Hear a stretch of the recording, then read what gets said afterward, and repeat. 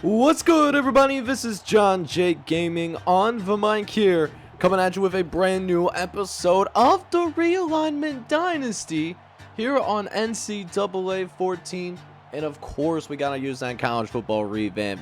Gotta use the latest stuff, you know what I'm saying? But we got a good episode in store for you guys here today. We got a little bit of a custom coach update. We're seeing Coach Gunner, man, and defensive coordinator taking on number 20 Rutgers on the road here. So we'll go ahead and see, how that's going, how his team season is going right now. And of course, we got our hated rivals that we're going to be going up against later in this episode as well. So definitely going to want to make sure to strap in for this one. Hit that like button, hit that subscribe button as well if you do happen to be brand new to the channel as well. And we go ahead and jump right into it. Rutgers coming in number 20 in the country. They got a little high. They've been getting better and improving themselves as a football program. As this dynasty has progressed. They started off as a top 25 team, man, and now they get their opportunity to play against this TCU squad, number 2 in the entire country.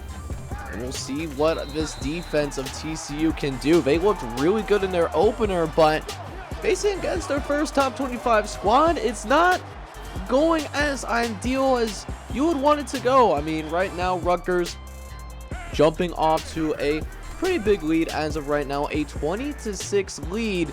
And then, of course, we see the big play happen, the home run shot. It comes off of a halfback screen of all things. That's absolutely wild to me that we get hurt like this. That is absolutely tough. A really difficult pill to swallow, to be honest with you guys, as Rutgers really showing out against TCU early, man. 27-6 being the score as of right now, and it's gonna get even bigger as a 30 burger gets put on the TCU defense. Rutgers really come into play in this one, and what we're practically gonna see, really TCU get really embarrassed off the field really in this ball game. Unfortunately, a field goal gonna put them up by 30+ points, and it's just not a good way to get things rocking. But we take an opportunity here to jump into our game. And listen, it just goes to show that we can't take anyone lightly as we navigate through the rest of this college football season. We got the Bedlam Classic against Oklahoma State. Now, Oklahoma State, they don't have the clout that we do. This is a very good football team. Top 10 offense, B+ across the board. They're a very good team. We're A+ across the board. Lee Corso rocking with us. But in case y'all haven't noticed, you never know what could happen in these rivalry games, right? Like, anything can go down when it comes to a rivalry matchup, especially for dominance in the state of Oklahoma. Now, historically, this has gone to Oklahoma, but OK State has pulled off some upsets in the past, and we got to stay sharp. So guys, once again, if y'all enjoying the content, by the way, make sure you go ahead, smack that like button for me, hit that subscribe button as well if you got to be brand new. And with that, let's go ahead and jump into our matchup and make sure we take care of business against our hated rivals. Let's get it. Alright, boys, so we are now out here. Very first road game of the season, man, and nothing like a little bit of a Bedlam Classic action here to get things going as well. We'll get things started with a read option with Antoine DeAngelis, and we're going to use that 90+ speed. I'm sure we're going to be using it quite a bit. Of course, if we don't see any receivers open, it actually makes sense to scramble, right? So, Justin McDonald's going to get us going early. 13-yard reception sets us up for really a nice 3rd and short here. Should be able to pick up this first down. And we actually struggle a little bit, and we do not reach that first down mark with Marcus Hayden. But shout out to our head coach. He's going to let us go for it here. 4th and inches. We're going to go with bunch to the right. They send the blitz, and Argrove, He can get this corner. Oh, he breaks the tackle. It is going to be in the end zone. Touchdown, Sooners. Andrew Hargrove gonna help us strike first here in the Bedlam Classic. Oklahoma State, man, they sent that blitz, but they was not ready for it. Able to call the perfect play, and it turned into a numbers games after that. We'll go ahead and give ourselves a 7-0 lead here. Because now we're back with the football once again. Another 3rd and short as DeAngelis is going to scramble out of the pocket once more. Just going to run himself out of bounds real quick. You know, didn't see anybody open downfield, and we only needed 1 more yard, so not going to risk it for the biscuit too much when a first down will easily do the trick.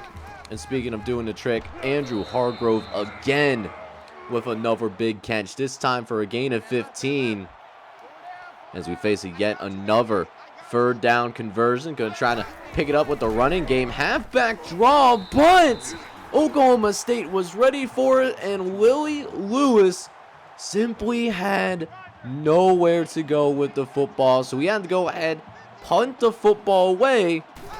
But Oklahoma State, them Cowboys, did not have, they couldn't capitalize off of the punting situation. So still 7-0 here. We still got a nice little lead, but I want to build up this cushion a little bit if we can help it, for sure. It's Greg Coleman. He's going to pick up another 14 through the air. But can't we pick up this 3rd down? 3rd and 2. We've been struggling with 3rd down conversions so far today, and that's still going to be the case as we try to set up the screen. But it gets blown up into the backfield, and we had to go ahead. Had to go 4th and settle for a field goal. 10-0 lead for us, but it sucks, man. It sucks, not getting those 3rd down conversions in the red zone. You hate to see it.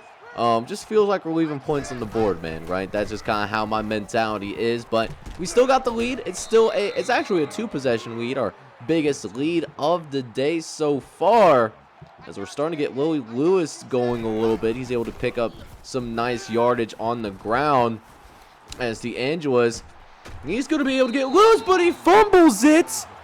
And I'm pretty sure the only reason that wasn't a turnover was because the man recovered it out of bounds. Like, his feet were in bounds, it seemed like.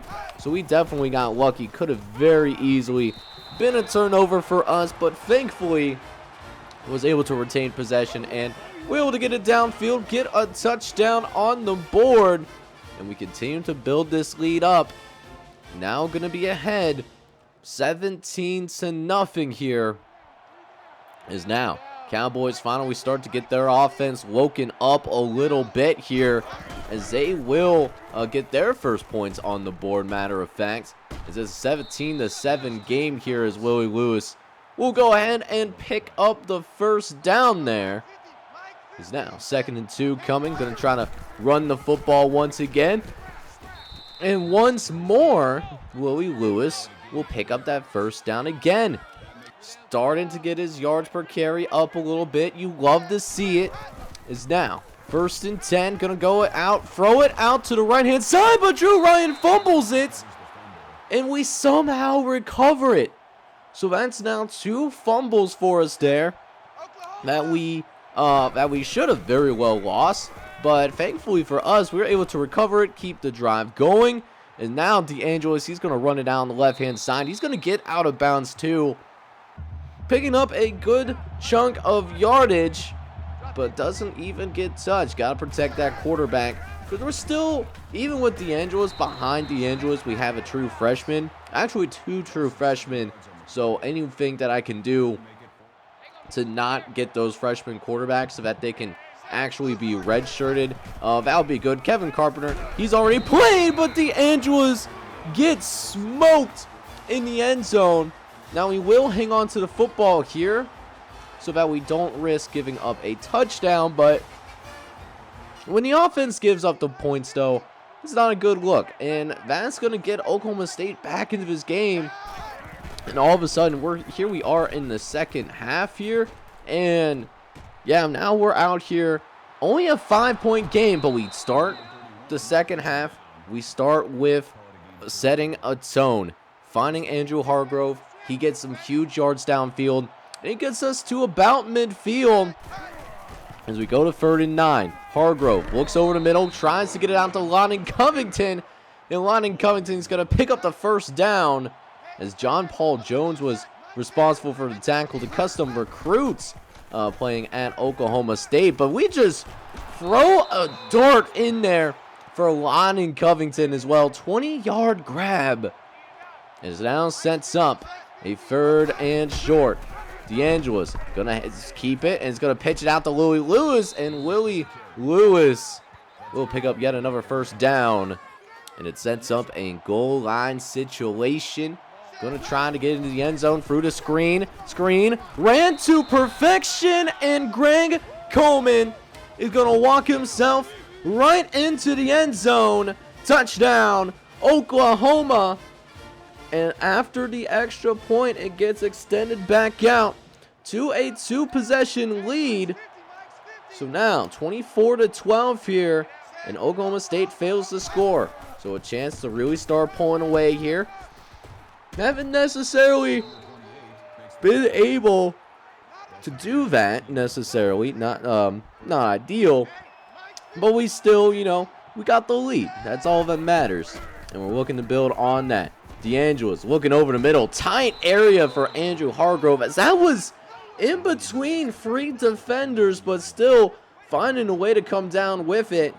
And now deep in the Cowboys territory, as DeAngelo's going to scramble out to the left. He's going to throw a rope over to Greg Coleman, who will pick up the first down, able to really utilize that 10 toes down movement. Is now 3rd and 13.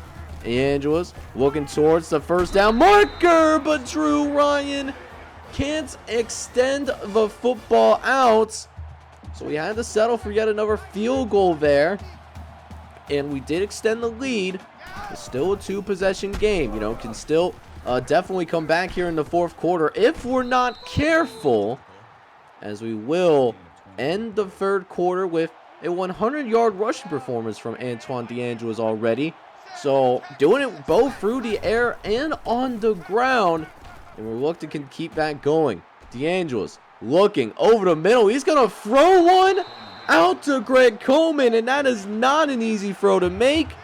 30-plus yards that throw ended up being, and a chance to really put things away, but it's almost intercepted. Michael Williams saving the drive and possibly saving the Cowboys, as it keeps their hopes narrowly alive.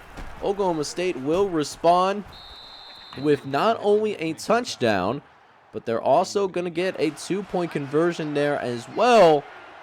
But time's starting to become the essence. 3:30 left to play. And they can start to try, get some time off the clock here, as Andrew Hargrove just continues to torch the secondary of Oklahoma State, really coming through here in the Bedlam Classic, as the Cowboys still not electing to take any of their timeouts. So we are still able to go ahead and run a little bit of time off the clock down to the last couple of minutes, as we look for the dagger on 2nd and goal, and look who it is, Greg Coleman in the end zone. Touchdown, Oklahoma. And that is going to be over 300 yards passing, 4 touchdowns for the junior redshirt at the quarterback position. And that is going to go ahead, and that will seal the deal as we take care of business in the Bedlam series. Once again, the Battle of Oklahoma going to the Sooners. We take care of business, winning by a final score of 37-20, and we will remain undefeated on the season. So while we didn't go out there and blow out our rivals, we did take care of business and make sure that we win this game by winning almost every quarter, with the exception of the 2nd quarter, where Oklahoma State did win that one 12-7, but we win 37-20 as the final score, like I said. And we take care of business. We get to 3-0. Now, a huge reason why we won this rivalry game on the road is because of Antoine DeAngelo's performance. he did a really good job taking care of the football. No turnovers in this one. 32 for 40, 330 yards, and 4 touchdowns. No interceptions thrown. That might be one of the first times I've did that in this entire series so far. It's been a struggle bus. But on top of that, DeAngelis also ends up with over 100 yards on the ground too. 10 carries, 106 yards. Willie Lewis also chipped in 15 for 78. Now for the receivers, we saw Andrew Hargrove go off in this game. He ends up leading the team in yards and touchdowns. 155 yards, 2 touchdowns, and 7 catches to go with it. Greg Coleman also did some really good work today. 8 catches, 84 yards, and a couple of scores himself. While we didn't have as many passing yards as what we usually would be accustomed to, it's still a pretty good day for our offense. Now, on Oklahoma State's side, John Paul Jones did start, and Oklahoma did try to go after him. It just didn't work out, but the Broken Arrow product did really well. He did what he could for his defense. He ends up with 9 tackles in this game, as well as a forced fumble. Just couldn't get any fumble recoveries, unfortunately. So we find ourselves 3-0, which is where we exactly what we needed to be at this point, and we will continue to keep that going as we continue to get deeper into Southwestern Conference play. We'll have a doubleheader in the next episode. We will start with taking out Baylor, who, is a solid football team. They could give us some fits. And then we'll also play up against Southern Alabama. So nice little doubleheader action. Maybe see a custom coach or two. We'll just have to wait and see on that. But in the meantime, I hope you guys are all out there enjoying the content. And if you did, make sure you go ahead, smash that like button, hit that subscribe button as well if you do happen to be brand new to the channel. And with that, this is John J Gaming on the mic signing off. I'm hoping you're all out there having a good one. Take care, everybody.